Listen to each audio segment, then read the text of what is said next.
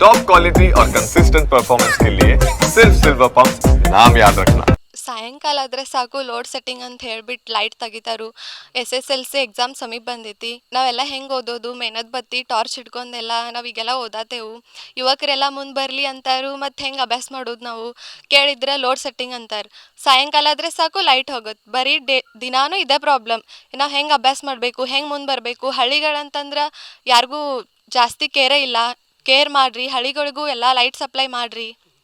ಆಮೇಲೆ ಎಲ್ಲರಿಗೂ ಭಾಳ ತೊಂದರೆ ಆಗತೈತಿ. ಇಲ್ಲಿರು ಇದು ನಮ್ದು ಒಂದೇ ಹಳ್ಳಿ ಅಲ್ಲ, ಸುತ್ತಮುತ್ತ ಎಲ್ಲ ಕಡೆನೂ ಹಿಂಗೆ ಮಾಡತ್ತೇರಿ. ಲೈಟ್ ಸೆಟ್ಟಿಂಗ್ ಬರೀ ಲೋಡ್ ಇದನ್ನು ಮಾಡತ್ತೇವೆ ಅಂತ ಹೇಳಿ ಬರೀ ಇದ್ರೊಳಗೆ ಲೋಡ್ ಸೆಟ್ಟಿಂಗ್ ಮಾಡತ್ತೀರಿ ಅಂತ ಹೇಳಿಬಿಟ್ಟು ಅದು ಒಂದೇ ಕಾರಣ ಇಟ್ಕೊಂಡು ಬರೀ ಲೈಟ್ ತೆಗಿಯೋದು ಮಾಡಿದ್ರೆ ಹೆಂಗೆ ಓದಬೇಕು, ಹೆಂಗೆ ಯುವಕರೆಲ್ಲ ಹೆಂಗೆ ಮುಂದೆ ಬರ್ತಾರು, ಹೆಂಗೆ ಅಭ್ಯಾಸ ಮಾಡಬೇಕು.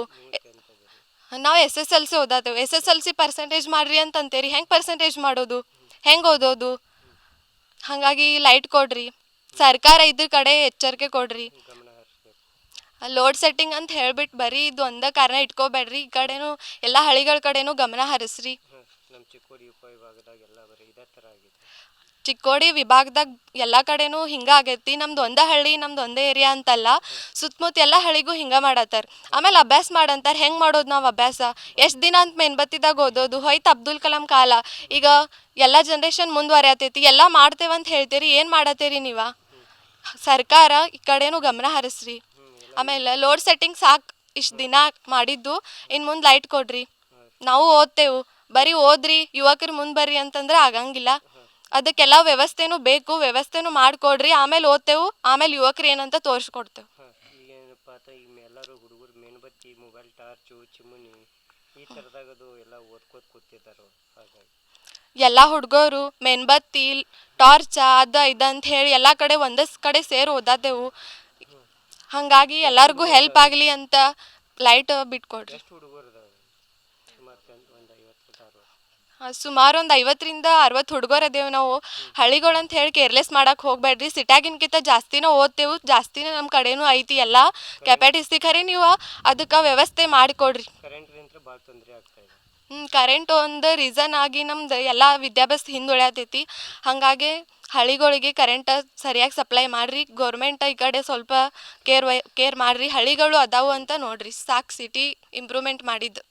ನಮ್ಮ ಕೇರೂರು ಒಳಗೆ ನಾವು ಈಗ 10th ಅಭ್ಯಾಸ ಮಾಡತ್ತೀವಿ ರೀ. ಈಗ ನಾವು ಓದ್ಕೋಬೇಕಂದ್ರೆ ಸಾಯಂಕಾಲ ನಮ್ಗೆ ಲೈಟ್ ಅದು ಏನು ವ್ಯವಸ್ಥೆ ಅದು ಇಲ್ಲ ರೀ. ನಾವು ಈಗ ಚಿಮ್ನಿ, ಟಾರ್ಚ, ಚಿಮ್ನಿ ಅದು ಹಿಂಗೆ ಬಳಕೆ ಮಾಡ್ಕೊಂತ ಓದ್ಕೋತೀವಿ ರೀ. ನಾವು 10th ಅಭ್ಯಾಸ ಈಗ ಓದ್ಕೋತೀವಿ ರೀ. ನಮ್ಮ ಹಳ್ಳಿಗಳ್ನಾಗದು ಲೈಟ್ ಇಲ್ಲ ರೀ.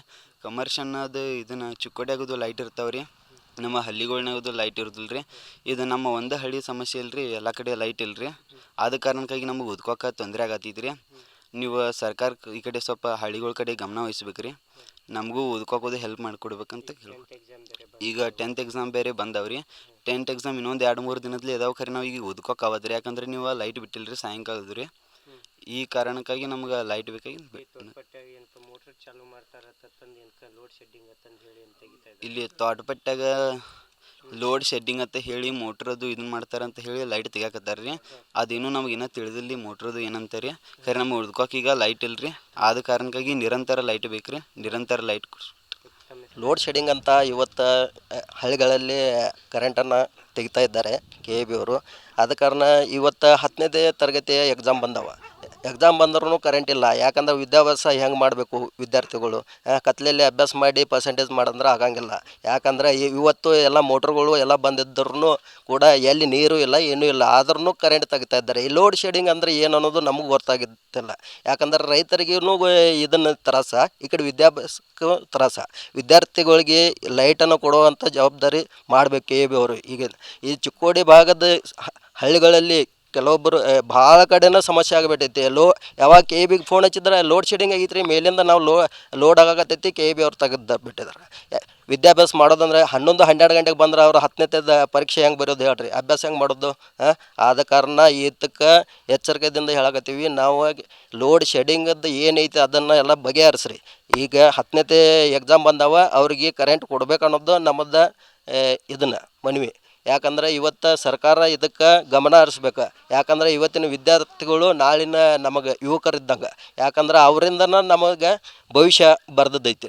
ಆದ ಕಾರಣ ದಯಮಾಡಿ ಎಲ್ಲ ಈಗ ಹುಡುಗರು ಇವತ್ತು ನಾವು ಇಲ್ಲಿ ಕೇರೂರಾಗಲಿ ಇಲ್ಲಿ ಬಾಣಂತಿಕೋಡಿ ಎಲ್ಲ ಹುಡುಗರು ನೋಡಕತ್ತೀವಿ. ಯಾಕಂದ್ರೆ ಇಲ್ಲಿ ಮೇಣಬತ್ತಿ ಹಚ್ಚಿ ಟಾರ್ಚ್ ಹಚ್ಚಿ ಎಲ್ಲ ಅಭ್ಯಾಸ ಮಾಡಕತ್ತಾರ. ಇಲ್ಲಿ 50ರಿಂದ 60 ಜನ ಹುಡುಗರು 10ಕ್ಕೆ ಇದ್ದಾರೆ.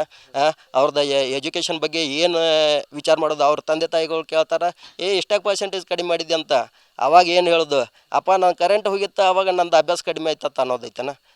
ಇದಕ್ಕೆ ಯಾರು ಹೊಣೆಗಾರ ಆಗಬೇಕು? ಸರ್ಕಾರ ಹೊಣೆಗಾರ ಮಾಡ್ಕೋಬೇಡ್ರಿ, ತಂದೆ ತಾಯಿಗೂ ಇದು ಮಾಡಕ್ಕೆ ಹೋಗ್ಬೇಡ್ರಿ, ಮಕ್ಕಳಿಗೂ ಇದನ್ನು ಇದು ಮಾಡಕ್ಕೆ ಹೋಗ್ಬೇಡ್ರಿ. ಯಾಕಂದ್ರೆ ಇವತ್ತು ಒಂದು ಮಗುಗೆ ಏನಾದ್ರೆ ಬೇದ್ರೆ ತಂದೆ ಇವತ್ತು ನೇಣು ಹಾಕೋ ಪರಿಸ್ಥಿತಿ ಮಾಡ್ತಾವೆ ಒಂದೊಂದು ಮಕ್ಕಳು. ಯಾಕೆ? ಇದು ಕರೆಂಟ್ದಿಂದ ಆದದ್ದು ಸಮಸ್ಯೆ. ಇವತ್ತು ಮೇಣಬತ್ತಿ ಟಾರ್ಚ್ ಹಚ್ಕೊಂಡು ಅಭ್ಯಾಸ ಮಾಡಕತ್ತಾವೆ. ಇದು ಹಳ್ಳಿಗಳ ಪರಿಸ್ಥಿತಿ. ಸಿಟಿಯಾಗಿಂದ ಎಲ್ಲ ಕಾರ್ಖಾನೆಗಳಿಗೆ ಎಲ್ಲರಿಗೂ ಲೈಟ್ ಕೊಡ್ತಾರೆ. ಆದರೆ ಇಲ್ಲಿ ಯಾಕೆ ಲೈಟ್ ಕೊಡೋಂಗಿಲ್ಲ? ಹಳ್ಳಿಯವ್ರು ಏನು ಬಿಲ್ ಕೊಡೋಂಗಿಲ್ಲೋ, ಏನು ಮಾಡಂಗಿಲ್ಲೋ. ನೀವು ಕಮರ್ಷಿಯಲ್ ಇಂಥ ಆ ಕಡೆ ಇದು ಮಾಡ್ತೀರಿ. ಆದರೆ ಹಳ್ಳಿ ಕಡೆ ಜನನು ಗಮನ ಕೊಡಬೇಕಂತ ನಾವು ಸರ್ಕಾರಕ್ಕೆ ಎಚ್ಚರಿಕೆ ಕೊಡ್ತೀವಿ.